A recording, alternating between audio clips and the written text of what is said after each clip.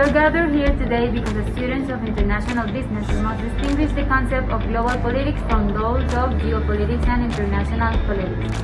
First, let me introduce you to globalization. According to our book, it's a concept that refers to the acceleration of worldwide interconnectedness, which presents states and societies dissolving the distinction between domestic and international affairs. It involves technology, economic, and of course, politics. Yes, Eliana, that is why we are analyzing.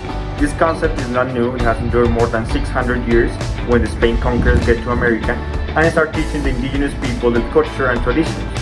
So if we put globalization in terms of interconnectedness in the political field, we can find a closer relation between countries that cooperate if there is a conflict. The solution of these problems is way more effective if there isn't that cooperation. That also helps with the rise of authoritarian governments that try to get to the power.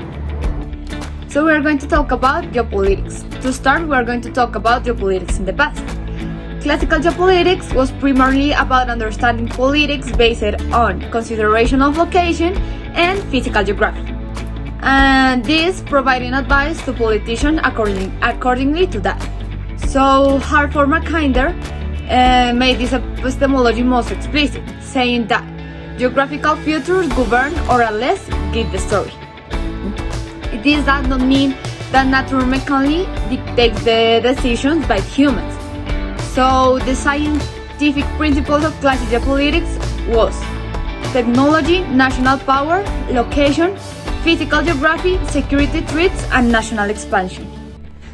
Having cleared the concept of geopolitics, the question now is, how is it related to international politics? Well, knowing that it represents the sociocultural relationship that exists between the different actors on the international scene, and that it's also generally based on foreign policies, we can relate it to geopolitics because this discipline allows communication between states or great powers to take place, thus helping to achieve an interpolar world instead of a multipolar one, seeking the good of all parties. Additionally, having in mind that geopolitics has its center in geography, we can see a clear relationship between this and the international relations of the state, since its geographical location brings it closer or farther away from all kinds of risks, like massive immigration, invasion, remote attacks, terrorism, among others. To give a more specific example, we can see the case of Russia, which is the largest state in the world, and one of those with most natural resources in its subsoil, but is also one of the worst located states in the world map, since its border with Europe is mainly flat, which leaves it unprotected from invasions, and it's the cause of different attacks through history, such as Sweden in the 18th century, France in the 19th century, and in the 20th century Germany in two occasions. So we can see that because of this bad location, Russia must manage its international relations in a different way.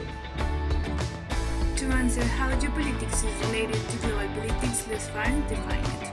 Global politics refers both to the discipline that studies the world's political and economical partners and to the field being studied.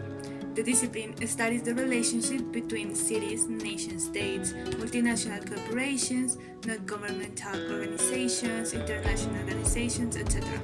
In addition, geopolitics is the study of the effects of human geography and physical geography on politics and international relations. It is a method of studying foreign policy to understand, explain, and predict international political behavior through geographical variables.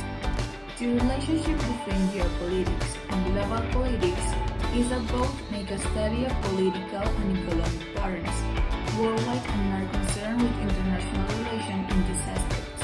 Although geopolitics goes more into the humanitarian area, but it does not leave aside the other aspects.